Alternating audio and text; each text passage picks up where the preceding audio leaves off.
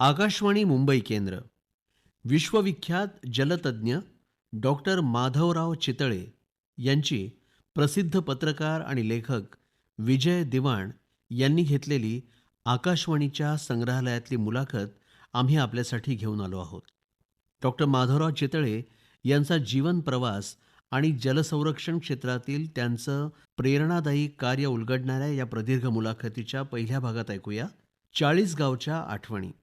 संकल्पना शैलेश माळोदे. निर्मिती आकाशवाणी मुंबई केंद्र. नमस्कार, मी विजय दिवाण. जगातल्या जलसंपदेचं संरक्षण संवर्धन करणं आणि त्याबाबत सर्वसामान्यांचं प्रबोधन करणं या कामांमधल्या महत्त्वाच्या योगदानांबद्दल पाण्याचं नोबेल पारितोषिक म्हणून प्रसिद्ध असलेला स्टॉकहोम पुरस्कार प्राप्त करणारे भारतीय जलतज्ञ डॉक्टर माधव आत्माराम चितळे हे देशाचं आणि महाराष्ट्राचं एक भूषण ठरलेले आहेत. 1934 साली 8 ऑगस्ट रोजी जन्मलेल्या आदरणीय डॉक्टर माधवराव चितळे यांचा गेल्या 70 वर्षांचा जीवनपट हा त्यांच्या साक्षीनंच उलगडून पाहण्याची संधी आज मला मिळते. ही मोठी मोलाची गोष्ट आहे. त्यांच्याशी होणारा हा मुक्त संवाद आजच्या तरुण पिढीसाठी प्रेरणादायी ठरेल अशी माझी खात्री आहे. माधवराव, नमस्कार आणि तुमचं स्वागत. तुमचं मूळ गाव आणि जन्मगाव कोणतं? म्हणजे बालपण कोणत्या गावामध्ये गेलं?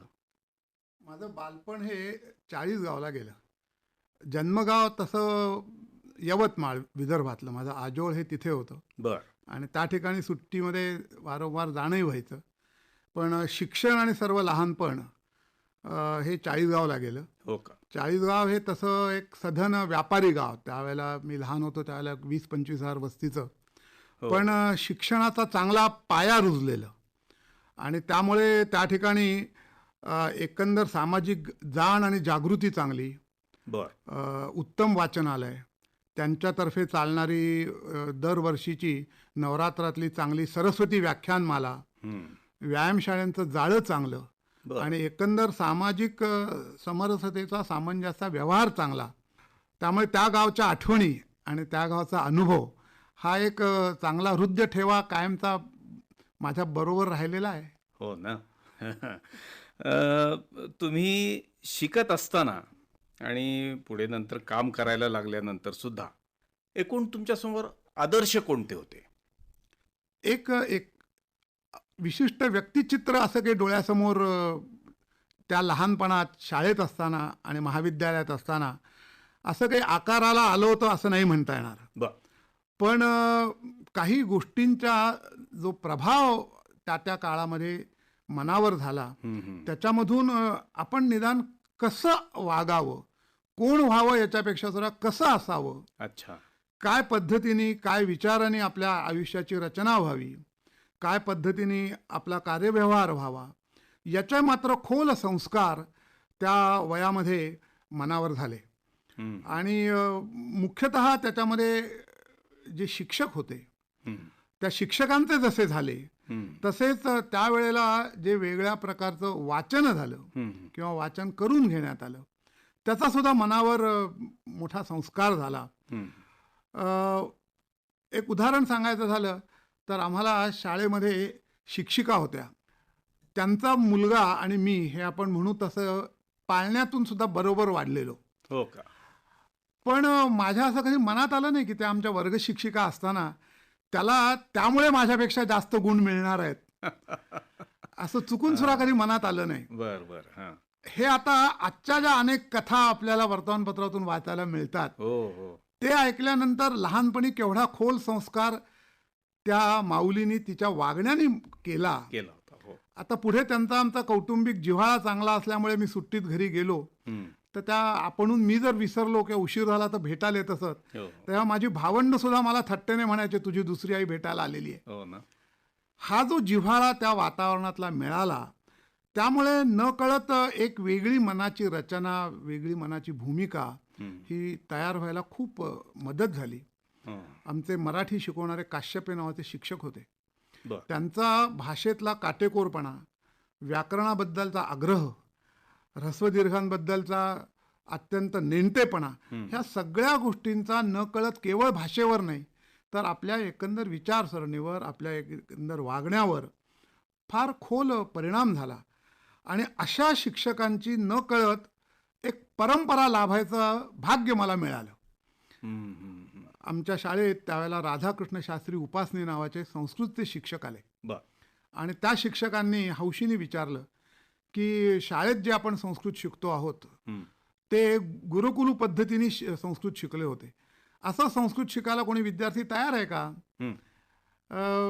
मला काही गुरुकुल पद्धती म्हणजे काय माहिती नव्हतं. हम्म. पण म्हटलं मी तयार आहे. आणि त्याचा नियम एवढाच होता की सकाळी 6 वाजता त्यांच्याकडे जायचं हम्म. आणि घरात पाऊल टाकल्यानंतर संस्कृतमधूनच व्यवहार करायचा. बर. अच्छा. मी शाळेतला त्यावेळच्या आजच्या दृष्टीने 8वीतला विद्यार्थी, हो का? पण नंतर संस्कृतमधून बोलायला सुरुवात करण्यापासून पहिल्या दिवसापासून मला सवय झाली. मग त्यांच्याशी तुम्ही संस्कृतमध्येच बोलत असाल? संस्कृतमधूनच. आणि ते संस्कृत किती सोपं आहे हे मला कळलं. संस्कृत किती गोड आहे हे मला कळलं. संस्कृत हे किती अर्थप्रभावी आहे मला कळलं. हो, हो. आणि 2 वर्षात त्यांनी किती तयारी करून घ्यावी. तर 2 वर्षामध्ये मी त्यांच्याबरोबर रघुवंशम हा ग्रंथ मल्लीनाथाच्या टीकेसह संस्कृतमधून वाचत शिकलो.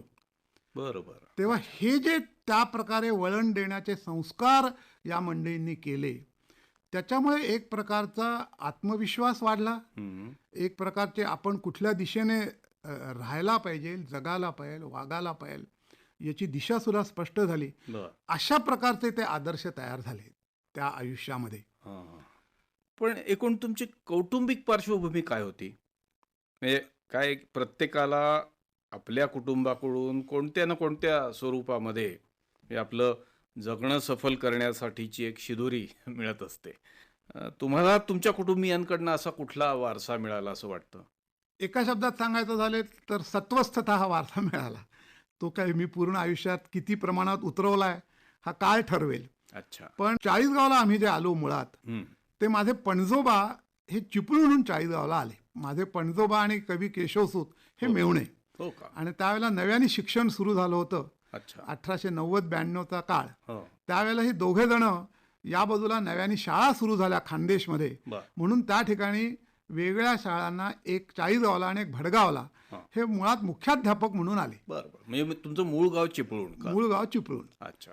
आणि नंतर मग माझे आजोबा महसूल खात्यात धुळ्याला म्हणून नोकरीला राहिले. मग वडिलांचे शिक्षण धुळ्याला झालं. बर. वडील वकिली व्यवसायाच्या निमित्ताने पुन्हा चाळीसगावला मूळ गावाला परत आले. बर. अशा रीतीने मग आम्ही चाळीसगावकर झालो. हम्म. पण याच्यात विशेष भर पडली हम्म. आणि विशेषतः नव्या काळाच्या दृष्टीने जी अतिशय मला उपयोगाची ठरली, हो. की माझी आई ही त्या काळामध्ये माझ्या आईच्या वडिलांनी कर्व्यांच्या देखरेखीखाली शिक्षण व्हायला पाहिजे म्हणून यवतमाळहून जिला पुण्याला कर्वे हिंगणेशी शिक्षण संस्थेत ठेवलं होतं. महर्षी कर्वेंची. महर्षी कर्व्यांच्या. वा वा. आणि त्या ठिकाणून ती शालांत परीक्षा होऊन तिथे पहिली विद्यार्थिनी येऊन हो का? अशी ती लग्न होऊन आली होती. अरे वा. त्यामुळे तिची जडणघडण, हम्म. तिची एकंदर नव्या युगाकडे पाहण्याची दृष्टिकोन, होय. त्याचा लहानपणी खूप खूप खोल परिणाम झाला. हम्म. म्हणजे तिथल्या त्या महिला मंडळांच्या ती कामात असेच, हम्म. पण शिवाय आमच्या घरी ती अनेक महिलांना जमवून, की ज्यांना एवढी शिक्षणाची सोय मिळाली नाही, हम्म. त्यांच्यासाठी रोज 1 तासभर वेगळ्या चांगल्या पुस्तकांचं वाचन ती करून घेत असे. हो का? ती स्वतः वाचत असे, इतरांना वाचायला लावत असे. हा, हा. मग त्यात विवेकानंदांचे सगळे ग्रंथ आले, हम्म. साने गुरुजींचे ग्रंथ आले, हो. सावरकरांचे ग्रंथ आले, दासबोध आला. त्यामुळे अशा बालवयात जड वाटणाऱ्या ग्रंथांचा नकळत एक प्रकारचा सराव किंवा ओळख हो. ही घरात सहजपणाने होत राहिली. आणि पुढे काही प्रमाणात कुतूहलातून आणि काही प्रमाणात नंतर आवड निर्माण होऊन हा. आज पाठीमागे पाहिल्यावर असं वाटतं हा. की या सगळ्या ग्रंथांचं वाचन, हा. हा. गीता रहस्याचं वाचन हे माझं महाविद्यालयीन आयुष्यातच संपलं होतं. अरे वा. बर. ज्ञानेश्वरी वाचून झाली होती, तुकारामाची गाथा वाचून झाली होती, आणि हा दासबोध आईचा वाचून वारसा झालं. म्हणून तुम्ही आणि हा आईचा वारसा म्हणून मला सहजपणाने मिळाला, वा वा. घरातल्या घरात मिळाला. बर. हा. दुसऱ्या बाजूनी वडील हे समाजकार्यात असत. हम्म. ते राष्ट्रीय सेवक संघाचे तिथले संघचालक होते होय. आणि त्यामुळे घरात वेगळ्या प्रकारच्या लोकांचा राबता होता. हम्म.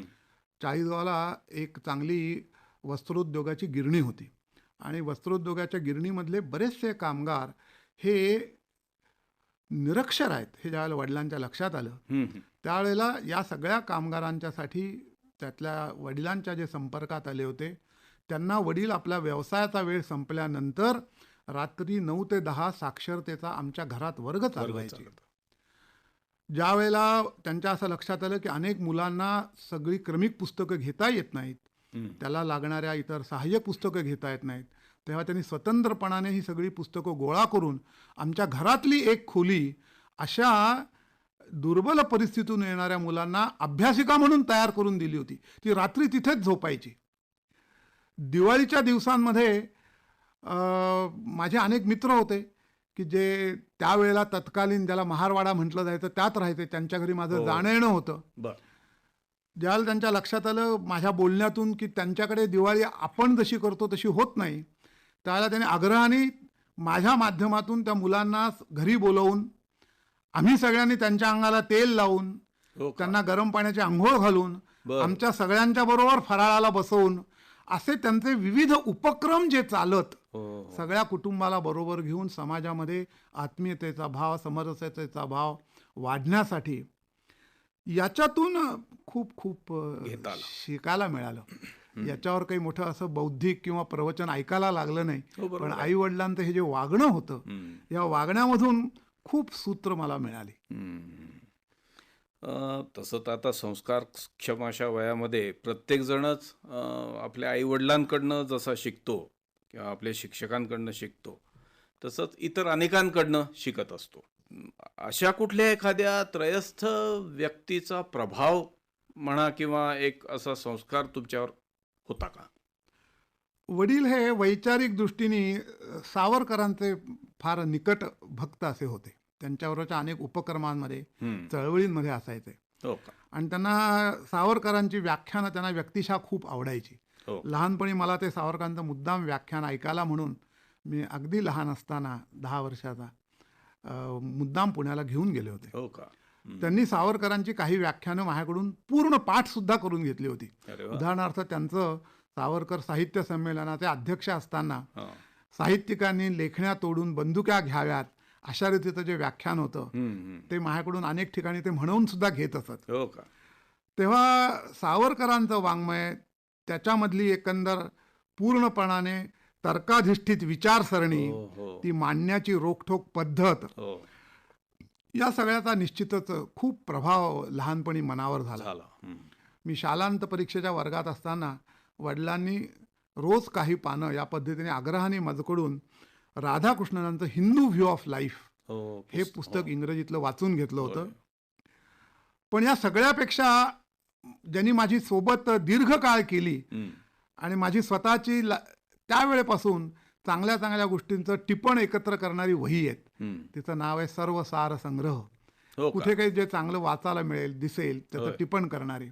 त्याच्यामध्ये आज सुद्धा सगळ्यात जास्त पानं कशाने भरलेली आहेत तर मी साने गुरुजींचं भारतीय संस्कृती हे पुस्तक ज्यावेळेला वाचलं आणि त्याच्यामधला आदर्शवाद त्यांनी जो वेगवेगळ्या व्यक्तिचित्रांमध्ये मांडलेला आहे, सगळ्या वर्णनात मांडलेला आहे, त्याची टिपणं ही माझ्या सर्वसार संग्रहातला सगळ्यात जास्त पानं त्यांनी व्यापलेली आहेत. त्याच्या खालोखाल दासबोधाने व्यापलेली आहे. ती अजून वही आहे. मी कुठे प्रवासाला गेलो एवढ्या बदल्यांमध्ये तरी ती माझ्याजवळ असते आणि केव्हाही जर कंटाळा आला, आपल्या मनाला एखाद्याला थकवा सुद्धा आला तर त्या टिपणं वाचली म्हणजे या लोकांनी जी विचारांची शिदोरी आपल्याबरोबर दिलेली आहे ती नेहमी मनाला उत्साह देते की आपण नेमकं काय करायला पाहिजे, आपल्या विचारांची दिशा काय असायला पाहिजे. ती वही तुमच्या मुलांनी चालली आहे कधी? चालली आहेत ना. त्यातली काही दासबोधातली किंवा इतर त्यात काही चांगली पद्य आहेत, गाणी आहेत, ही मी त्यांना त्यांच्याकडून नंतर मुखोद्गत करून म्हणजे ती एका पिढीकडून दुसऱ्या पिढीकडे अशी गेली आहे. अजून माझ्याजवळच आहे. साधारणतः सगळ्याच मुलांना आपण एक अमुक काहीतरी बनावं आयुष्यामध्ये अशी एक महत्वाकांक्षा असते लहानपणी. अशी तुमच्या मनामध्ये कोणती महत्वाकांक्षा होती? लहान वयामध्ये आपण अमुक एक भूमिका पूर्णपणे व्यवस्थित आकाराने पार पाडू शकू किंवा पार पाडायला पाहिजे याच्याबद्दलचं काही चित्र त्या अर्थाने साकार झालेलं नव्हतं. पण काही गोष्टी मनावर स्पष्ट होत गेलेल्या होत्या. हा. एक गोष्ट म्हणजे आपण या देशाचं काहीतरी देणं लागतो. एकूण विशेषतः मी शाळेत होतो, तो सगळा शाळेचा काळ म्हणजे आपला 1942 ते 47चा म्हणजे तो स्वातंत्र्याच्या चळवळीचा चळवळीचा काळ होता.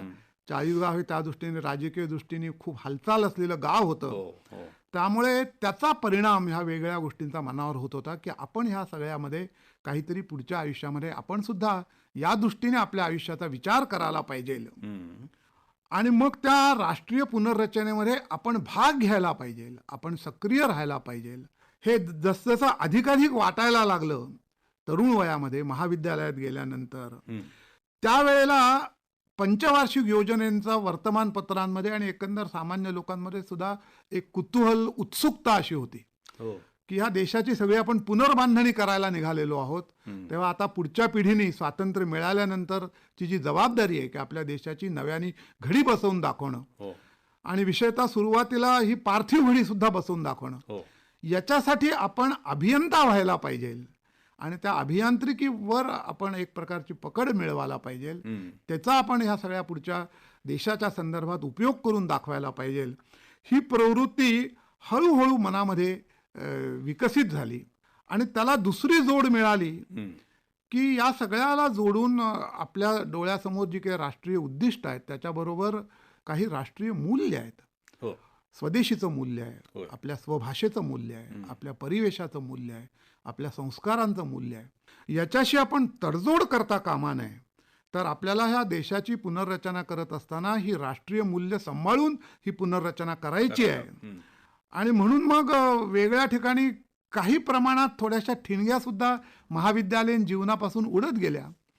मी ज्यावेळेला अभियांत्रिकी महाविद्यालयात प्रवेश घेतला त्यावेळेला पहिल्याच दिवशी असं माझ्या लक्षात आलं की त्यावेळेला सगळ्यांना नकाशे तयार करण्यासाठी म्हणून जे विक्रीला कागद ठेवलेले होते त्याच्यावर व्हॉटमन इंडिया म्हणून छाप होता. मी त्या कागदांकडे पाहिलं आणि त्याचे जे प्राध्यापक त्या व्यवस्थेमध्ये होते त्यांना जाऊन विचारलं की बाबा हेच कागद महाविद्यालयात वापरणं आवश्यक आहे का. ते म्हणाले हो, नेहमी हेच कागद विक्रीला असतात, हे चांगले आहेत अतिशय नकाशे करण्यासाठी, त्यामुळे मी विद्यार्थ्यांना याचाच पुरस्कार करतो. मी त्यांना म्हटलं त्यावर आम्ही नकाशे काढायला शिकणं हे महत्त्वाचं आहे. आपण विदेशातून आणलेला कागद याच्यासाठी कशासाठी वापरायचा. आपल्या देशात चित्र काढता येईल त्याच्यावरचे असे कागद तयार होत नाहीत का. मी चित्रकलेच्या 2 परीक्षा देऊन आलेलो आहे, तर मला काही अशी कुठे वाटलं नाही की आपण विदेशी कागद विकत घेऊन त्याच्यावर चित्र काढायला पाहिजे. पण ते फार आग्रही होते. ते म्हणाले नाही हेच कागद विकत घ्यायला लागतील. न कळत मी आग्रही बनलो. म्हटलं मी नाही हे विकत घेणार, मी बाजारात जाऊन आपल्या देशात मिळतात ते कागद आणणार आणि त्याच्यावरच नकाशे काढणार आणि मग मी त्याच्यावर काय काढतो हे पाहून तुम्ही मला गुण द्या. थोडंसं तणावाचं वातावरण वर्षभर कायम राहिलं वर्गात. साहजिक आहे. पण नंतर त्या विषयात मीच पहिला आलो इतर विषयांप्रमाणे, त्यामुळे हळूहळू हे वातावरण बदललं.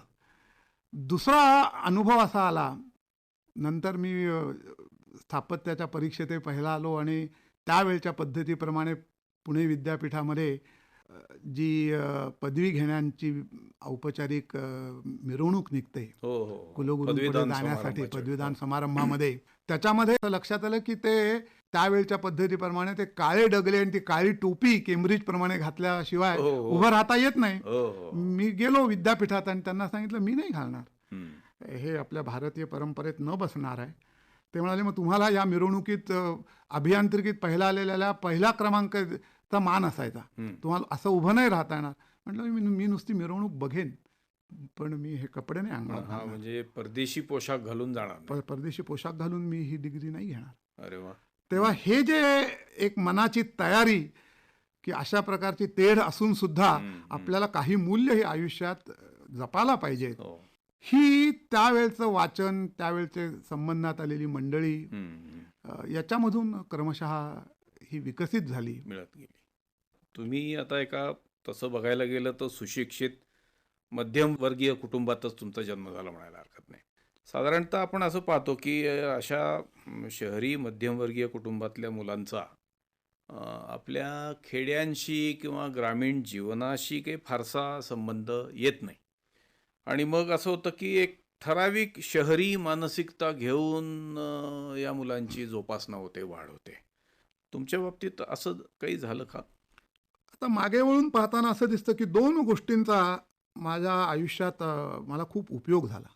अच्छा. एक म्हणजे मी संघाच्या शाखेत जात असे, त्या ठिकाणी समाजातल्या सगळ्या स्तरांची मुलं यायची. सगळ्या जाती जमाती. सगळ्या जाती जमातांची, सगळ्या थरांमधली मुलं यायची. बर. गरीब थरातली, श्रीमंत थरातली आणि मुख्यतः मागासवर्गीयांमधली खूप मुलं होती त्या गावामध्ये. आणि मी बर. ज्या भागात राहत असे त्या परिसरामध्ये बर. गवळीवाडे होते. हा. आणि त्यामुळे ते सगळे माझे मित्र होते. हं. आणि त्या मित्र असल्यामुळे त्यांच्या जीवनाची त्यांच्या घरी नेहमी जाणं येणं राहिल्यामुळे हो. आपल्या राहणी व्यतिरिक्तच्या राहणीतल्या काही अडचणी आहेत, हो. काही उणीवा आहेत हो. आणि त्या उणीवांची आपल्याला दखल घ्यायला पाहिजे, हे लहानपणापासून माझ्या लक्षात यायला लागलं होतं. मग त्या अभ्यासाच्या सोयी असतील, त्या स्वच्छतेच्या सोयी असतील, हं. त्या इतर राहणीमानातल्या सुविधा असतील, हं. याच्यामध्ये आपल्याला किती किती बदल करायला पाहिजे आहे हे लहानपणापासून लक्षात यायला लागलं होतं. हो का? याला आणखीन मदत वडिलांच्या व्यवसायामुळे झाली. वडिलांचा वकिलीचा व्यवसाय असल्यामुळे अशील सगळे खेड्यात त्यामुळे सगळे त्यांच्याकडे येणारे पक्षकार हे खेड्यातले असायचे. आणि वडिलांचं एक चांगलं होतं की ते अनेक वेळेला असं खेड्यावर त्या ठिकाणच्या जमिनीच्या किंवा तिथल्या गावाच्या काही जे वाद असतात त्याच्या पाहणीसाठी जाताना हौशीने आम्हाला मुलांना, बरोबर आणि घेऊन मी मोठा भाऊ असल्यामुळे मला अरे वा. अनेकदा बरोबर न्यायचे. हं. त्यावेळेला चाळीसगावच्या जवळ ब्रिटिशांच्या काळामध्ये जी अगदी सुरुवातीला कालवे बांधले गेले 1867 साली, हा. 1857च्या नंतर ब्रिटिशांनी थोडं थोडं इथला असंतोष नाहीसे करण्यासाठी म्हणून जे काही उपक्रम सुरू केले, हं. त्यात तो जामद्याचा कालवा बांधला गेला होता, गिरणा नदीवरचा. बर. आणि त्याच्यावर फार प्रगत अशी शेती आणि बागायती होती. आणि त्यातले अनेक शेतकरी हे वडिलांचे पक्षकार होते. हं. त्यामुळे त्यांच्याबरोबर त्या परिसरात हिंडत असताना मला नेहमी हे लक्षात यायचं, वडीलही समजावून सांगायचे की या ठिकाणची जी समृद्धी आहे ती ह्या कालव्यावर आणि पाण्यावर आहे. हं. कारण लगेच फरक लक्षात यायचा. चाळीसगावहून त्या जामदा गावाला, बहाळ गावाला जाईपर्यंत वृक्ष असायचं आणि तिथे मात्र नंदनवन असायचं. हो, हिरवंगार सगळं. हे सगळं कसं करायचं, काय करायचं हे जरी लहानपणी कळलं नसलं तरी हा फरक आहे. आणि ही दोन वेगळ्या ह्या व्यवस्था आहेत. हं. याचं एक आकर्षण मनाला कायम राहिलं. हं. या दोघांचा मला खूप उपयोग झाला. त्यामुळे पुन्हा महाविद्यालयात असतानाही सुट्टीत जरी मी कधी गावाला गेलो घरी, तरी सगळ्यांना तो कुतूहलाचा विषय असायचा. मी गावाला गेलो, सकाळी घरी गेलो की माझा पहिला बाहेर पडलो की माझा वर्गातला जो मित्र होता तो नंतर व्यवसायाने केस कापणारा न्हावी होता. पण मी त्याच्या दुकानावर जाऊन बसत असे, माझेही केस कापून घेत असे. आणि त्याबरोबर मला सगळ्या तिथल्या ग्रामीण जीवनात काय काय उलाढाली चाललेल्या आहेत. दुसरा माझा मित्र होता, तो डोक्यावर अक्षरशः पाटी घेऊन तो आंबे भाजी विकत असे. त्यामुळे त्याच्यामधून अगदी आर्थिक व्यवहारांपासून तर काय काय चालतायत गावात हे सगळी माहिती व्हायची. या सगळ्या संपर्कांचा उपयोग झाला असं नाही, तर मनावर खूप मोठा प्रभाव पडला की गावामधले हे जे विसंवाद आहेत त्याच्या मुळाशी ज्या आर्थिक व्यवस्था आहेत, शिक्षणाच्या व्यवस्था आहेत, या सगळ्या आपल्याला काय पद्धतीने बदलायला पाहिजेत. आणि त्याच्याही मुळाशी असलेली पाण्याची जी व्यवस्था आहे हिच्याकडे आपण काय दृष्टीने पाहायला पाहिजे हे न कळत कळायला लागलं. बर. आणि म्हणून मग पाण्याशी तुम्ही जोडले गेलात का? म्हणजे तुमच्या आयुष्यामध्ये आता पाणी विकास हेच तुमचं जीवित कार्य झालं पुढे चालून. तर मग पाण्याच्या विकासाच्या आणि संवर्धनाच्या क्षेत्रात तुम्ही जे उतरला त्याची बीजं ती तिथे आहेत असं तुम्हाला वाटतं का बालपणामध्ये तुमच्या? खूप मोठ्या प्रमाणात आहेत. 1952 मध्ये मी त्यावेळेचं इंटर सायन्स परीक्षा पास होऊन सुट्टीसाठी घरी आलो होतो. आणि तो त्यावेळेला खानदेशमधला अतितीव्र दुष्काळ होता. आणि माझ्या महाविद्यालयातले समकालीन वर्गमित्र माझ्याकडे त्यावेळेला सुट्टीला येणार होते. आणि त्याप्रमाणे प्रश्न आमच्यासमोर असा निर्माण झाला की घराच्या विहिरीचं पाणी संपलेलं. आणि त्यामुळे आम्हाला एका जवळजवळ 4-5 किलोमीटरवर पायी जाऊन आंघोळीला दुसऱ्या विहिरीवर जायला लागायचं. कारण गावामध्येच पाण्याची टंचाई निर्माण झाली होती. त्यावेळेला पाणी नसलं म्हणजे गाव जीवनाला काय धक्का बसतो आणि किती उलथापालथ होते हे मला पहिल्यांदा स्वतःला लक्षात आलं. ज्यांच्या आम्ही विहिरीवर आंघोळीला जात असू त्यांचा आणि वडिलांचाही वेगवेगळ्या कारणांमुळे चांगला संबंध होता. ते व्यवसायाने हमाल होते, स्टेशनवर ते हमाली करायचे. हो का? पण त्यांनी एक छोटा जमिनीचा तुकडा मिळवून त्याच्यावर पूरक उत्पन्नाचा ते प्रयत्न करत होते.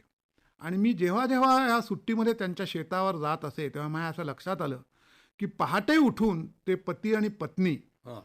अंगावर अक्षरशः लक्तर असलेली हे काय करायचे, तर त्या नदीला एक दोघं मिळून कालवा खणत होते.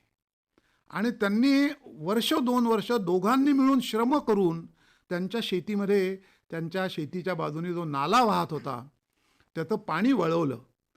आणि मग त्यांच्या शेतावर दर सुट्टीत मी जात असल्यामुळे माझ्या असं लक्षात आलं की एक 5 वर्षामध्ये ज्यांच्या अंगावर लक्तर होती हो. त्या कुटुंबामध्ये केवढा आमूलाग्र बदल झाला. आणि त्यांचं जीवन आता गेले 70 वर्ष त्या कुटुंबाचा आणि आमच्या कुटुंबाचा घनिष्ठ संबंध असल्यामुळे आज सुद्धा मी जर चाळीसगावात गेलो तर सगळ्यात जिव्हाळ्याचं कुटुंब कुठलं, तर त्यांना नागूदादा सोनवणे म्हणायचे. अलीकडेच ते वारले. अच्छा. त्यांची आता मुलं हे विटांचे कारखानदार आहेत, मोठे झाले. पण ह्या सगळ्या परिवर्तनाचा उगम त्या पती पत्नींनी श्रमदानाने जो कालवा खणला आणि त्यांच्या त्या जमिनीच्या कोरड्या तुकड्यावर जे पाणी आणलं त्याची किमया जेव्हा मी पाहिली तेव्हा महाविद्यालयात स्थापत्याचं शिक्षण घेत असताना मनामध्ये हळूहळू विचार सुरू झाला की आपल्या स्थापत्याचा जर असा काही आधुनिक उपयोग होऊ शकला तर या दोघांच्या श्रमाला इतकं फळ मिळालं तर आपण हे आधुनिक तंत्रज्ञान जर अंमलात आणू शकलो व्यापक प्रमाणावर तर कितीतरी आपण लोकांना मदत करू शकू. त्यामुळे विचारांचा प्रारंभ हा त्या अनुभवातून झाला. अरे वा. माधवराव, 1955 साली पुणे विद्यापीठामधनं तुम्ही अभियांत्रिकीची पदवी घेतली, पुणे अभियांत्रिकी महाविद्यालयातनं, हो ना? तर तिथे आता अभियांत्रिकी महाविद्यालयातल्या तुमच्या बऱ्याचशा आठवणी असतील. तिथे काय 4-5 वर्ष तुम्ही शिकलात आणि मग त्याबद्दल काही सांगा ना. म्हणजे एकतर सुरुवात अशी करू की तोच अभ्यासक्रम का घ्यावा वाटला, मग तिथे मित्र कोण कोण भेटले, मग त्यांच्याबरोबर आणखीन कोणते वेगळे अनुभव तुम्हाला घेता आले, यातलं काही? मुळात अभियांत्रिकी महाविद्यालयात जाताना अभियांत्रिकीच्या कुठल्या धारेत जायचं हा एक त्यावेळेला मोठा चर्चेचा विषय लोकांमध्येही होता, आमच्या कुटुंबातही होता. आणखीन माझी आणि माझ्या वडिलांची याच्यावर खूप वेळेला चर्चाही झाली. हो का? त्यावेळेला नव्याने आता ज्याला इलेक्ट्रॉनिक्सला खूप महत्त्व आलेलं आहे, हा अभ्यासक्रम पुण्याच्या अभियांत्रिकी महाविद्यालयात सुरू झाला होता. आणि साधारणतः वर येणारे पहिले 8-10 विद्यार्थी हे त्या अभ्यासक्रमाला जाणार असं लोकांची धारणा होती. त्यामुळे त्यावेळच्या इंटरसायन्सचे निर्णय लागल्यानंतर ज्यावेळेला प्रवेशाची सूची लावण्यात आली त्यावेळेला त्यावेळच्या निकषांप्रमाणे प्रवेश देणाऱ्यात माझाच पहिला क्रमांक असल्यामुळे माझं नाव गृहीत धरून त्या इलेक्ट्रॉनिक्सला प्रवेश घेणाऱ्यांच्या यादीत पहिल्यांदाच ठेवण्यात आलं. म्हणजे त्यांनी ते गृहीत धरलं आणि मला मुद्दाम जाऊन सांगायला लागलं की मी आणि वडिलांशी बोलणं झाल्यानंतर आमचं जे काय मला पटलं, वडिलांचा विचार पटला. हा विचार वडिलांचा होता पण त्याने मला तो पटवून दिला. हो का? की आपल्या याच्यात रस्ते, घरं, विहिरी, कालवे या सगळ्यांना भारताच्या नव्या रचनेमध्ये अतिशय महत्त्वाचं स्थान राहणार आहे. आणि ते स्वतः सामाजिक कार्यात, ग्रामीण जीवनात असल्यामुळे त्यांना हे लक्षात यायचं. विकासाचा दृष्टिकोन त्यांना दृष्टिकोन होता. त्यामुळे जरी तुला तिकडे प्रवेश मिळत असला तरी सुद्धा तू आग्रहाने स्थापत्य हा विषय घे, कारण याच्यात काही शतकांचं काम आपलं बाकी आहे. आपल्याला ही सगळी पुनर्रचना, सगळा देश बांधून काढायचा आहे. आणि मलाही तो विचार पटला आणि मी अभियांत्रिकी महाविद्यालयात जाऊन सांगून माझा अभ्यासक्रम बदलवून स्थापत्य विषयात आलो. त्यांना आश्चर्य वाटलं. त्यावेळेला अतिशय आश्चर्य वाटलं. पण आनंदाची गोष्ट अशी की अनेक बरोबरच्या मित्रांना सुद्धा जेव्हा आश्चर्य वाटलं, बरोबरचे जे स्पर्धक मित्र असतात त्यांना, त्यांच्यातल्या काहींना हा विचार पटला. आणि जरी त्यांना सुद्धा अशाच पद्धतीने त्या इलेक्ट्रॉनिक्समध्ये प्रवेश मिळाला होता तरी आपल्याला स्थापत्यामध्ये जायला पाहिजे. म्हणून त्यातले काही मित्रही माझे तुमच्या बरोबर स्थापत्यामध्ये परत आले. अरे वा. याचा विशेष आनंद वाटला. हा. पण पुढे स्थापत्यामध्ये सुद्धा स्थापत्याचं त्यावेळेला लौकिक दृष्टीने रेल्वे अभियांत्रिकी आणि त्या अभियांत्रिकीची शासकीय सेवा, हो. रेल्वे इंजिनिअरिंग सर्व्हिस ही सर्वात आकर्षक होती. हो. आणि त्यामुळे महाविद्यालयात असताना सामान्यतः मनावर आधीच्या वर्षातले स्थापत्य केलेले विद्यार्थी पहिले दुसरे आलेले कुठे गेले, तर ते त्या सेवेत गेलेले आहेत, मोठे अधिकारी आहेत रेल्वेच्या.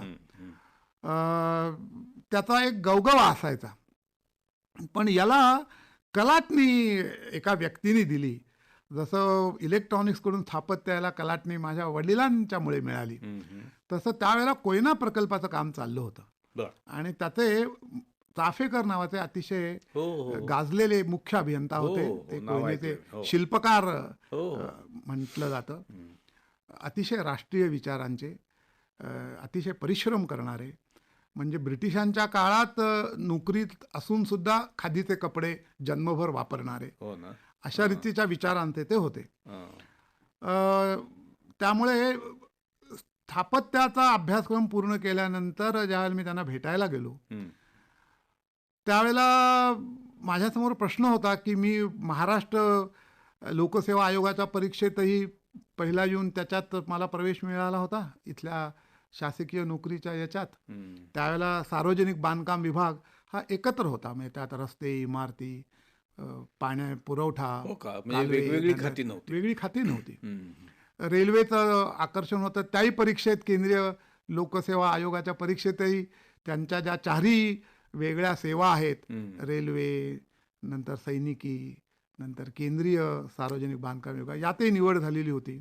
आणि परदेशी शिष्यवृत्ती मिळाली होती. जर्मनीला जाऊन त्या ठिकाणी नवा जो विषय उदयाला येत होता की प्रीस्ट्रेस कॉन्क्रीट, त्याच्यामध्ये पुढची विशेषतः पूल बांधणी वगैरे. तर आता नेमकं काय करावं या विचारात असताना त्यांना जाऊन भेटलो. त्यांची माझी पूर्वीची काही ओळख नाही, पण त्यांचं नाव महाविद्यालयामध्ये जे पहिल्या आलेल्या विद्यार्थ्यांची नावं लिहिलेली असतात त्या फलकावर त्यांचं नाव नेहमी पाहत असे. आणि वर्तमानपत्रामध्ये ते कोयनेचे शिल्पकार म्हणून नेहमी येत असे. भेटायला गेलो, त्यांना ओळख करून दिली आणि त्यांनी खूप प्रदीर्घ माझ्याशी बोलले, शांतपणाने बोलले. आणि त्यांनी मला हे पटवून दिलं की तत्कालीन व्यवस्थेमध्ये राज्यातल्या शासकीय सेवा या जरी आपल्या केंद्रीय सेवांच्या इतक्या पगाराच्या दृष्टीने, सवलतींच्या दृष्टीने या आकर्षक नव्हत्या, तरी तुम्ही केंद्रीय सेवा सोडून तुम्ही पाणी हा विषय याच्यापुढे समाजात कळीचा विषय होणार आहे. आणि पाणी हा विषय सार्वजनिक बांधकाम विभागात सध्या हाताळला जातो, तेव्हा तुम्ही याच्यापुढे या विषयात काम करायचं ठरवा. आणि तुम्हाला जर केवळ पगार, केवळ सुविधा यांचंच एक आकर्षण नसेल, तर तुम्ही ते सगळं सोडून राज्याच्या सेवेमध्ये या, हे त्यांनी मला पटवून दिलं. आणि म्हणून मग मी रेल्वेच्या सेवेचा आलेला त्यांचा पहिल्या वर्गाचा पास परत पाठवून राज्याच्या सेवेमध्ये राहायचा. तुमच्या बरोबरचे जी विद्यार्थी होते तेही असेच तुमच्याप्रमाणे राज्याच्या सेवेत आले का, असे विखुरले सगळीकडे? सगळ्या मित्रांबद्दल योग्य तो आदर ठेवून ज्यांना त्यावेळेला केंद्रीय सेवेत प्रवेश मिळाला ते केंद्रीय सेवेत गेले. तुमच्या अगदी विद्यार्थी जीवनामध्ये, विशेषतः महाविद्यालयामध्ये आपले जे मित्र होतात त्यातले काही मग पुढे आयुष्यभरासाठी आपल्याशी जोडले जातात. आणि मग त्यांच्या बऱ्याचशा आठवणी, त्यांच्याबरोबरची झालेली देवघेव, मग ती विचारांची, अनुभवांची अशी एक आपल्या कायम स्मरणात असते. तर असा काही एखादा मित्र, एखादा दुसरा मित्र, त्यांच्या काही आठवणी तुमच्या? योगायोगाने खूप मित्र मिळाले. कारण महाविद्यालयात असतानाही विविध क्षेत्रांमध्ये काम करत असल्यामुळे अभ्यासाचं हे एक क्षेत्र झालं, पण महाविद्यालयामध्ये जे इतर उपक्रम चालतात त्या उपक्रमांमध्ये हौशीने भाग घेत असल्यामुळे त्या क्षेत्रांमधले सुद्धा मित्र जोडले गेले. आणि ते किंबहुना जास्त घट्ट जोडले गेले. त्यावेळेला एक कुतूहलाचा विषय होता की माझ्याबरोबर वर्गामध्ये बिली मोरिया नावाचा एक विद्यार्थी हा स्पर्धक होता. हो का? म्हणजे तो पहिला येता किंवा मी पहिला येत असे 6 माहीत ती माहीत वार्षिकमध्ये चुरस असे. अशी चुरस होती, पण ती बरं. पहिल्याच वर्षी टिकली. पुढे मग सतत मीच पहिला राहिलो. बर बर. पण आमची मैत्री दाट होती. सांगण्याचा उद्देश हो. की लोकांना त्यावेळेला ते एक कुतूहल होतं. हम्म. आणि कितपर्यंत कुतूहल होतं तर अभियांत्रिकी महाविद्यालयामध्ये एक प्रकल्प आपल्याला नकाशांच्या रूपाने पूर्ण करून सादर करायचा असतो. बर. तर त्याचे ती दिवस तारीख जसजशी जवळ येत होती तसतसे ते सगळे नकाशे पूर्ण करायची विद्यार्थ्यांची घाई चालू काही असते. होते. हो बरोबर. आणि त्याच्यावर आमचे जे पर्यवेक्षक होते त्यांना रोज आश्चर्य वाटायचं. आणि ते रोज शेवटी एकदा न राहून मला येऊन बोलले. हा. मी आणि बिली मोरिया एकत्र असताना हा. मी त्या बिली मोरियाचे नकाशे पूर्ण करून देत होतो, त्याला मदत करत होतो. अच्छा. हा. आणि त्यांना असं आश्चर्य वाटलं, अरे तुम्ही एकमेकांचे, ते म्हणाले आम्हाला दोघांसमोर, एकमेकांचे परीक्षेत स्पर्धक आहात पण एकमेकांचे नकाशे तयार करून देता. हो ना, अच्छा. म्हणजे महाविद्या एक प्रकारे ती अशी ज्याला आपण आरोग्यदायी स्पर्धा म्हणतो तशी असं. अशा मित्रांचा संच त्यावेळेला मिळाला. हम्म. आणि तो सगळ्या क्षेत्रात कायम राहिला. हम्म. खेळांच्या क्षेत्रात राहिला, इतर क्षेत्रात राहिला, इतर स्पर्धांच्या क्षेत्रात राहिला. ही एक मोठी उपलब्धी होती. होय. आणि याचं श्रेय मात्र हम्म. त्यावेळेचे जे प्राध्यापक वर्ग होता, त्या अच्छा. प्राध्यापकांनी वर्गामध्ये जे वातावरण निर्माण केलं होतं, हो हो. त्या वातावरणाला हे श्रेय देता येईल की मुलांना एकत्र ठेवणं, मुलांना बरोबर नेणं. आमचे हो. मराठे नावाचे प्राध्यापक होते, हम्म. स्थापत्य विषयाचे. शनिवार रविवारी आपला स्वतःचा वेळ काढून आम्हाला मुलांना, की आपण वर्गात शिकलो हे बरोबर आहे, पण प्रत्यक्ष हे कसं चालतं हो म्हणून ते हौशीने आम्हाला सायकलवरून पुण्यात घेऊन जायचे. हो. आणि अशा अनौपचारिक उपक्रमांमधून जी मैत्री महाविद्यालयात झाली, वाढते. हो ती मैत्री जास्त दृढ झाली. हो हो. एक वेगळी दिशा मिळाली. आणि ते जे प्राध्यापकांचं आणि विद्यार्थ्यांचं नातं होतं, हम्म. त्या नात्याचा पुढच्या आयुष्याची दिशा ठरवण्यातही खूप मोठा फायदा झाला. एक आठवण नेहमी मला त्यांची होते. हो सांगा ना. आमचे अमीन भावी नावाचे प्राध्यापक होते. त्यावेळेला खात्यामधले अधिकारी हे प्रतिनियुक्तीवर प्राध्यापक म्हणून येत असत, बरोबर. सार्वजनिक बांधकाम खात्यातले. हो हो. तेव्हा ते म्हणजे खात्यातून असे आलेले होते. मानद स्वरूपामध्ये नेमणूक. हा. प्रतिनियुक्तीवर येत असत होय. आणि ते आम्हाला शिकवत असत. पुढे हे दोन्ही मंडळी आम्हाला पाणी पुरवठा विषय शिकवणारी आणि आम्हाला इतर स्थापत्याचे विषय शिकवणारी, दोन्ही पुढे एक कर्नाटकात अमीन भावी मुख्य अभियंता झाले हो. आणि वाळिंबे आपल्या महाराष्ट्रात मुख्य अभियंता झाले. बरोबर. हा. पण अशा दर्जाच्या अधिकाऱ्यांच्या खाली न कळत शिकायला मिळालं. हम्म. पण त्यांनी जे एक सामूहिकतेचं वातावरण महाविद्यालयात तयार केलं होतं, हो.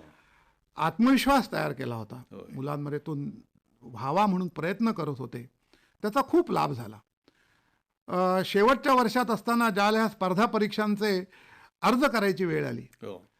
त्यावेळेला आपल्या महाराष्ट्र लोकसेवा आयोगामध्ये त्यावेळेला वर्ग 1 आणि वर्ग 2ची अजूनही होते त्याप्रमाणे एकत्रित परीक्षा होत असे. बर. आपल्याकडे ब्रिटिशांच्या काळापासून जी काय वर्गवारी करण्यात आलेली हो, आहे, हो, हो. त्याप्रमाणे वर्ग 1चे अधिकारी वेगळे, ते वेगळ्या स्तरावर काम करायला सुरुवात करतात. हम्म. वर्ग 2चे वेगळ्या स्तरावर सुरुवात करतात. त्यांची परीक्षा मात्र एक असते. वरचे विद्यार्थी वर्ग 1मध्ये जातात. त्यावेळेला 2च जागा ह्या वर्ग 1साठी होत्या बर. आणि 8 जागा ह्या वर्ग 2साठी होत्या. हम्म. आणि आम्ही वेगळे विद्यार्थी त्यांच्याकडे जाऊन त्यांची सही आणि प्रशस्तीपत्रक घेऊन ते आम्ही लोकसेवा आयोगाला पाठवत होतो. बर. ज्यावेळेला मी त्यांच्याकडे माझा अर्ज घेऊन गेलो, हम्म. त्यावेळेला ते माझ्याकडे पाहायला लागले. हम्म. त्यांनी सांगितलं, ह्या अर्जात दुरुस्ती करून आण. म्हटलं काय झालं, काय चुकलं माझ्याकडून? तर त्या परीक्षेचं नाव होतं Bombay service of engineers class 1 and class 2 examination. बर. तर ते म्हणाले, याच्या पुढे लिही competing only for class 1 post. बर. मी त्यांना म्हटलं, सर फक्त 2च पदं आहेत. हो. तर ते म्हणाले, दर परीक्षेत पहिला येणाऱ्या विद्यार्थ्याला जर हा आत्मविश्वास नसेल की मी या स्पर्धा परीक्षेतही पहिला येणार आहे, तर मग दर परीक्षेत पहिला येऊन उपयोग काय? हो. तेव्हा तुझ्यासारख्या विद्यार्थ्यांनी दुसरा विचार सुद्धा मनात आणता कामा नये. हा अर्ज दुरुस्त करून आण, तरच मी याच्यावर आता सही करणार आहे. माझी निश्चित चलबिचल झाली. हो. कारण जर आपला पहिला किंवा दुसरा क्रमांक आला नाही तर आपल्याला या सेवेत जाताच येणार नाही. हो. योगायोग पुढे असा झाला की मी त्याप्रमाणे दुरुस्ती केली. हम्म. तो लोकसेवा आयोगाकडे तसाच अर्ज गेला हम्म.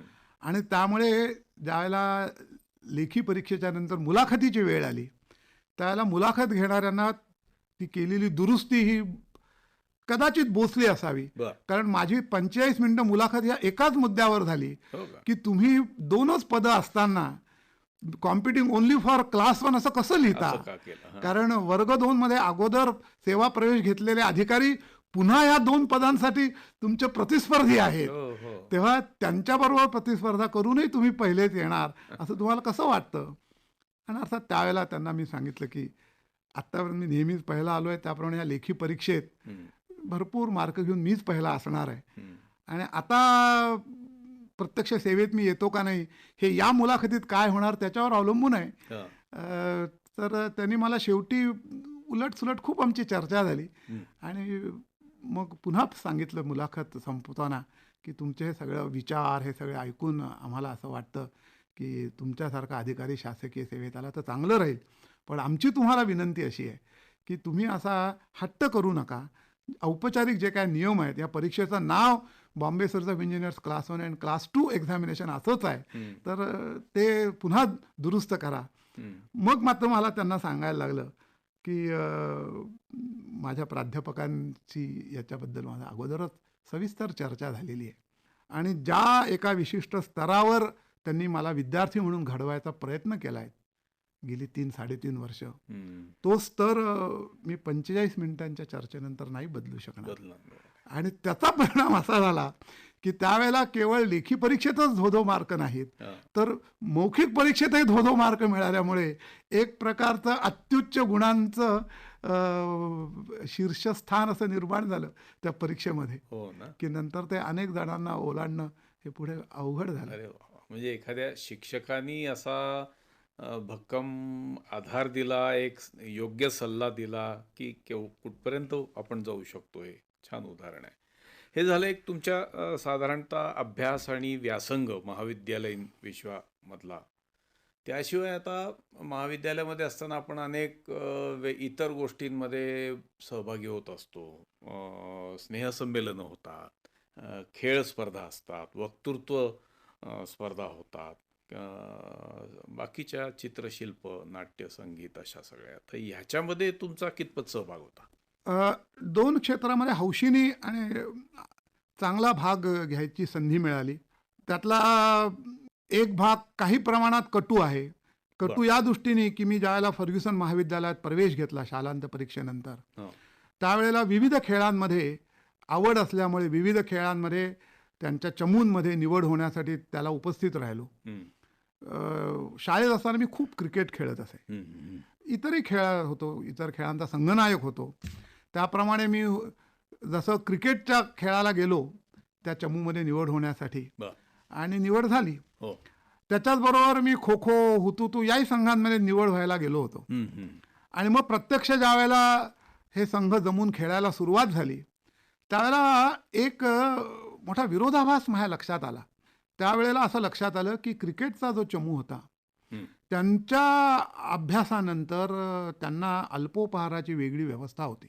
बर. त्याच्यासाठी वेगळं त्या काळात 1100 रुपयाचं स्वतंत्र आर्थिक तरतूद होती. बर. पण हे जे आम्ही खो खो आणि हुतुतूही खेळणारे विद्यार्थी होतो यांच्यासाठी मात्र अशी काही तरतूद नव्हती. अरे बाप. त्यामुळे म्हणजे त्या काळापासून क्रिकेट ह्या खेळाला जे आपल्याकडे सर्वोच्च प्राधान्य मिळत आले ते आजही आहे म्हणायला हवं.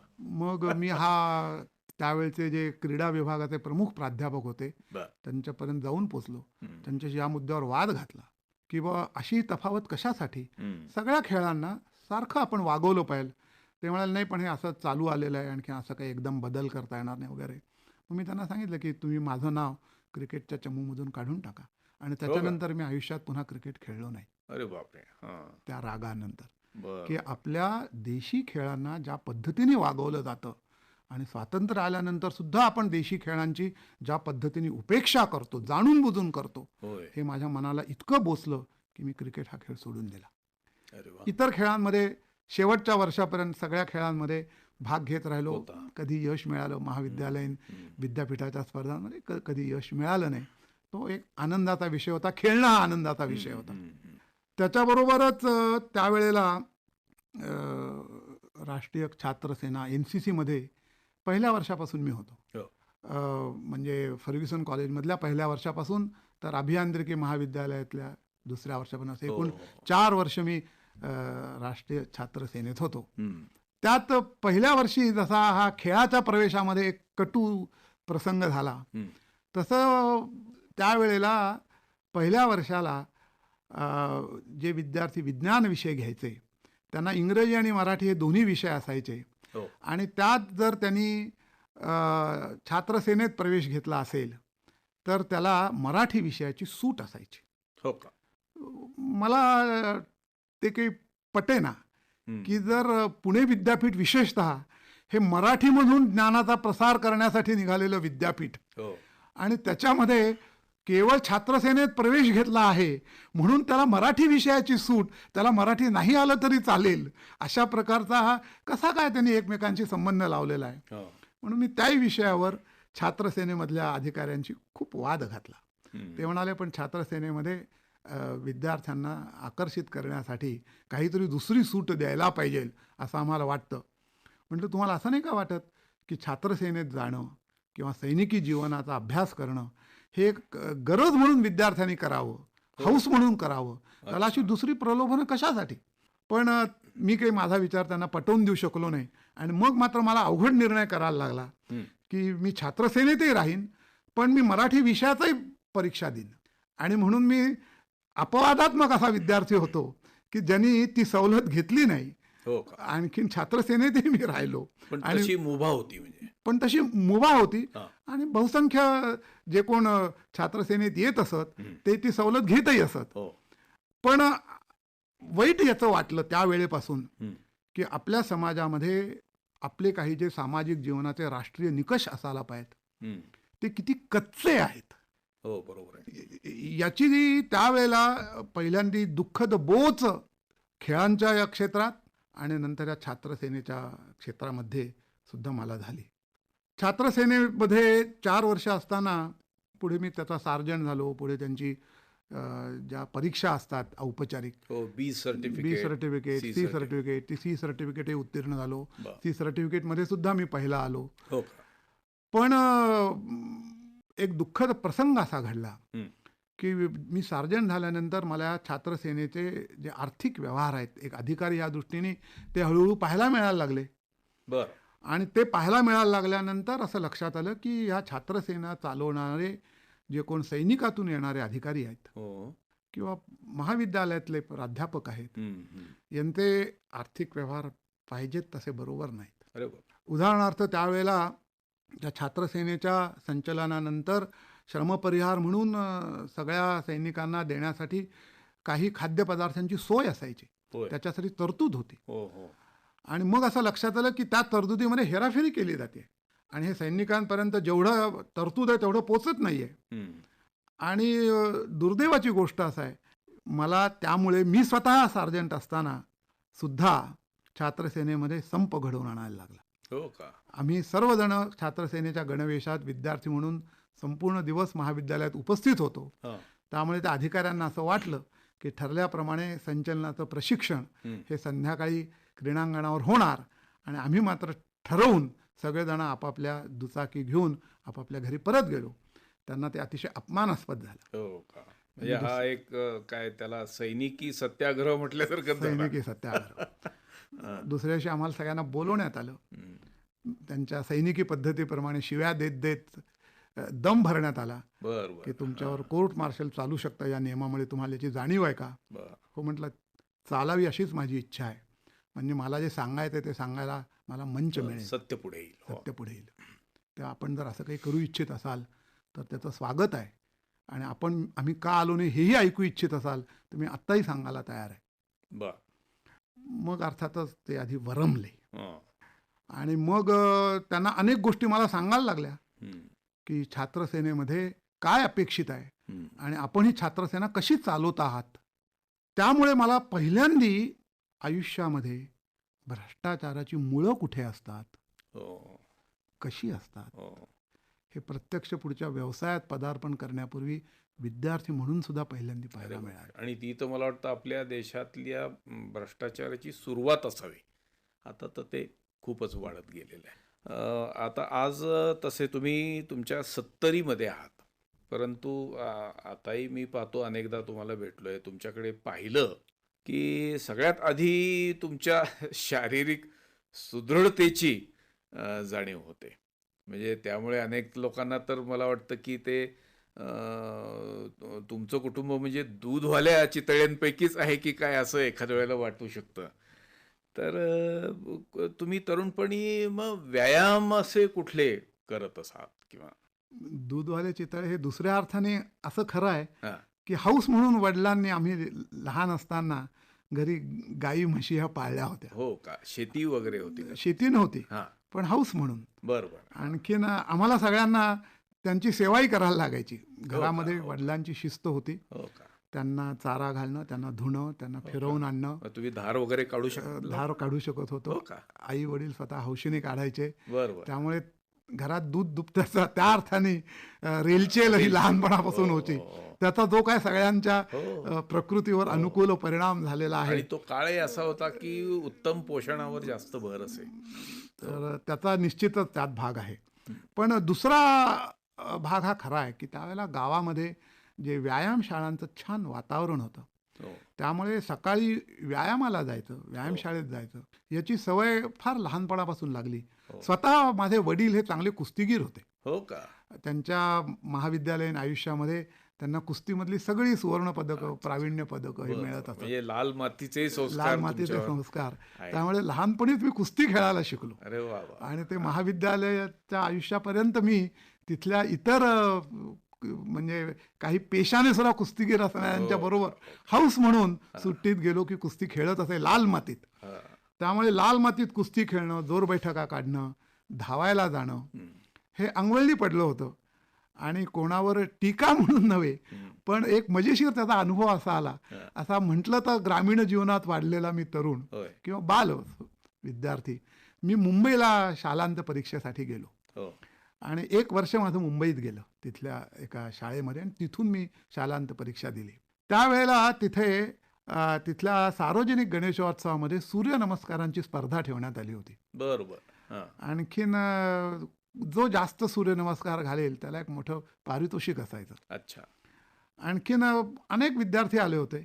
आणि त्या गर्दीमध्ये सगळ्यांनी सूर्यनमस्कार घालायला सुरुवात, 1, 2, 3, हो. काही 100 नंतर थांबले, हो. 200 नंतर काही 10-12 शिल्लक राहिले, 300 नंतर थांबले, आणि मी एकटा सूर्यनमस्कार घालत राहिलो सलग.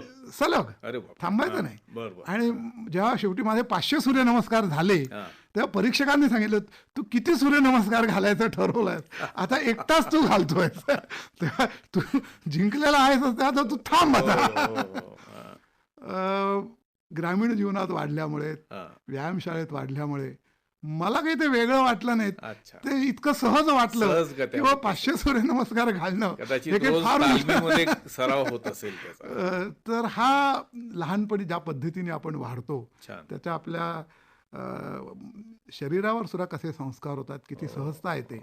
आणि त्याचाच उपयोग पुढे मला या छात्रसेनेमध्ये जी आम्ही अनेक सैनिकी शिबिरं केली, हो. आणि त्या त्याचा. सैनिकी शिबिरांच्या मध्ये अनेक यशस्वी प्रयोग आम्ही राबवले. उदाहरणार्थ खडकवासल्याच्या पायाशी आमचं शिबिर असताना खडकवासला धावत चढून जायचं, त्याच्या स्पर्धा.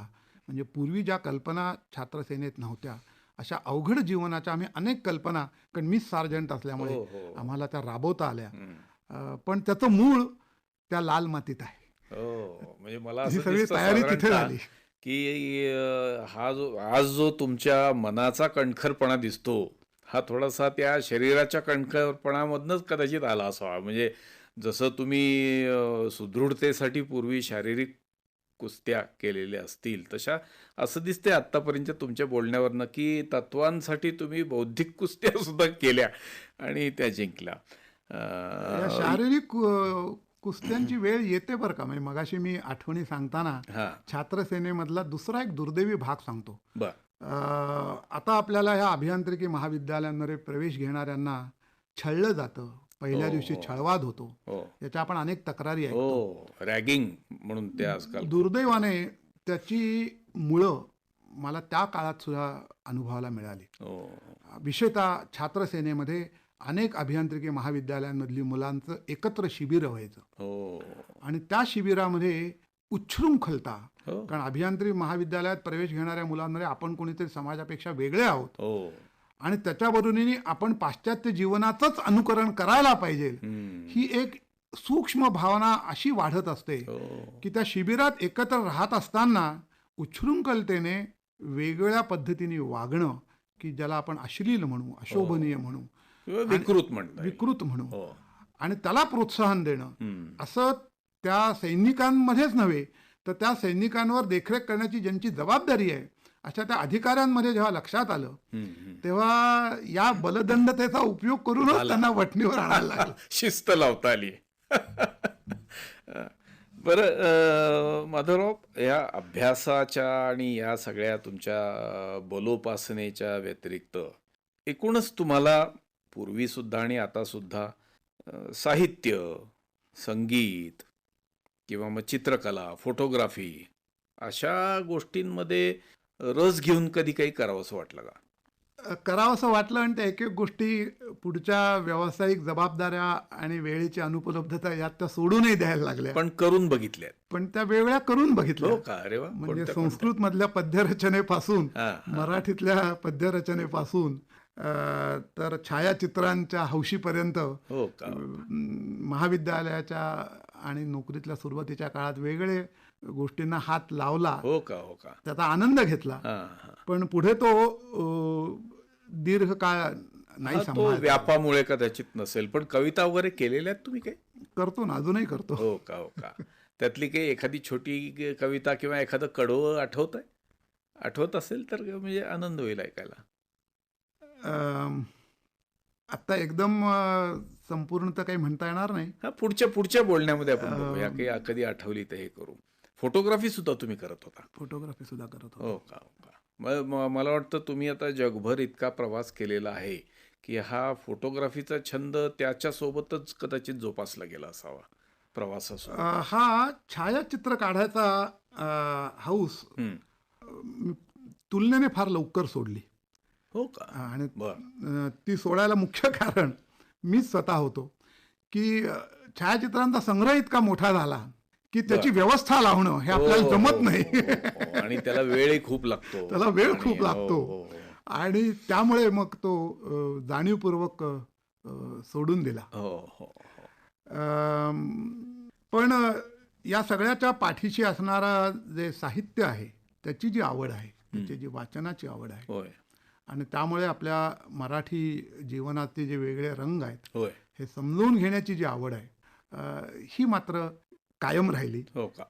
तिच्यात काही खंड पडला नाही. हो. पण मराठी आजही वाचता तुम्ही वाङ्मयामध्ये किंवा मराठी वाचतो ना. वैचारिक असं साहित्य? वैचारिक लालित्याचं सुद्धा. हो, सामान्यतः सगळं जरी वाचता नाही आलं हो, तरी ज्या वेळेला मराठीची पारितोषिकं जाहीर होतात हो, हो, हो, त्यावेळेला मग ते उपरा असेल हो, हो का? किंवा कोणाचंही असेल, हा, हा. ते साहित्य प्रकाशित झालं की ते आठवणीने विकत घेऊन वाचतो. बर बर. ते त्यातले अनेक संग्रहही ठेवतो. शाळेच्या आणि महाविद्यालयाच्या दिवसांमध्ये त्या काळची जी अशी मराठी वाङ्मयाची साहित्याची पुस्तक होती, अनेक मोठे थोर असे लेखक, मला आठवतं की अगदी श्रीम माट्यांपासून इतर असे त्या काळामध्ये असत.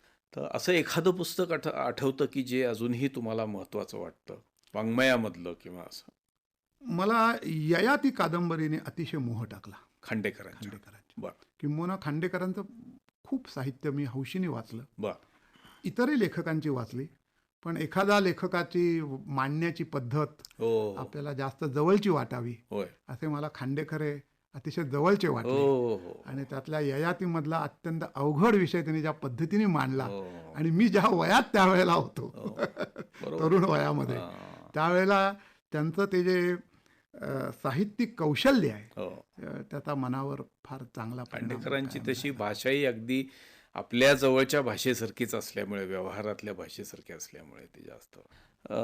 मी तुमची व्याख्यानं बऱ्याचदा ऐकली आहेत आणि माझ्या असं लक्षात आलंय की अगदी स्थापत्य अभियांत्रिकी आणि पाणी विकास अशा सगळ्या थोड्याशा तांत्रिक अशा क्लिष्ट स्वरूपाच्या विषयांवर सुद्धा मराठी भाषेमध्ये तुम्ही अगदी एकही इंग्रजी शब्द न वापरता अस्खलितपणे वाटेल तेवढा वेळ बोलू शकता.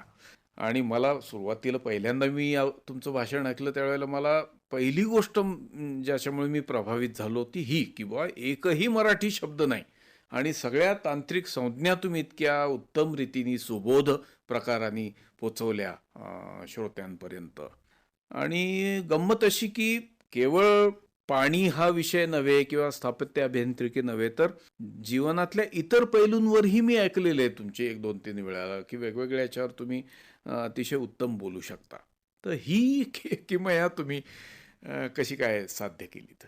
आमच्या कौटुंबिक वातावरणाला याचं बरंचसं श्रेय देता येईल. बरं. जिथपर्यंत मराठीचा संबंध आहे, घरात ज्या पद्धतीने मराठी बोललं जातं, लिहिलं जातं, हो. त्याचा हा प्रभाव आहे. एक आमच्या कुटुंबाच्या दृष्टीने आनंदाची गोष्ट अशी आहे की हा प्रभाव सगळ्यांवरच असल्यामुळे शालांत परीक्षेमध्ये मराठीत पहिला येणाऱ्यासाठी जे राम गणेश गडकरी सुवर्ण पदक आहे त्या आमच्या कुटुंबातल्या 4 जणांना मिळालेलं आहे. हो का? मला मिळालं आहे, माझ्या धाकट्या भावाला अरे वा. मिळालं आहे, वा वा. माझ्या बहिणीच्या मुलाला मिळालं आहे, माझ्या दुसऱ्या बहिणीच्या मुलीला मिळालं आहे. त्यामुळे हा एक प्रकारचा मराठीचा वारसा हा एक कौटुंबिक लाभ मला झालेला आहे. त्यामुळे आमच्या पत्रलेखनामध्ये, आमच्या एकमेकांच्या बोलण्यामध्ये हो. ते इतकं सहज रूढ झालेलं आहे की त्याच्यासाठी काही वेगळं काही प्रयत्न करावे लागले किंवा लागतात असं काही कधी जाणवत नाही. नाही, पण तरी मी असं बघितलंय की अगदी ज्या काळापासून तुम्ही मराठी बोलताय त्या काळामध्ये तांत्रिक शब्दांसाठी म्हणजे अशी परिभाषा काही उपलब्ध नव्हती जी आज आहे. शासकीय पातळीवरही आहे, इतरत्रही आहे.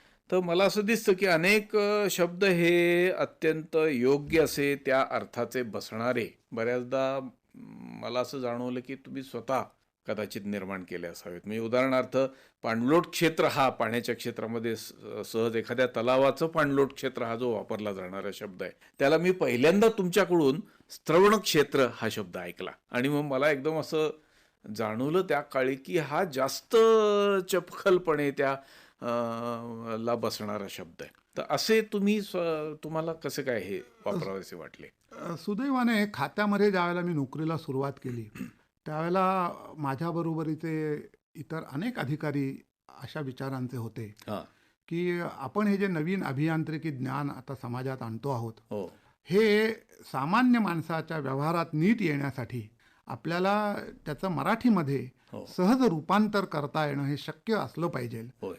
आणि विशेषतः स्थापत्यासारख्या विषयामध्ये ज्याचा सर्वसामान्य माणसाशी संबंध येतो त्याच्यामध्ये तर ते व्यवहारात असतातही आपल्याला माहिती नसतात त्यातले अनेक शब्द. आणि म्हणून असा विचार करणारा, असे शब्द शोधणारा, त्या शब्दांचं एकत्रीकरण करणारा एक गट त्यावेळेला पाटबंधारे खात्यामध्ये तरुण अधिकाऱ्यांचा तयार झाला होता. हो का? अरे वा. आणि त्यातल्या पुढे ते आपले मुख्य अभियंता होते शौम भालेराव म्हणून. आणि मातीची धरणं या विषयावरचं त्यावेळेला तो विद्यापीठात सुद्धा न आलेला विषय जो ज्ञानाच्या क्षितिजावर असलेला त्याच्यावर त्यांनी मराठीत अतिशय सुरेख ग्रंथ लिहिला. इथपर्यंत त्यातल्या काही जणांनी आपली आघाडी घेतलेली होती.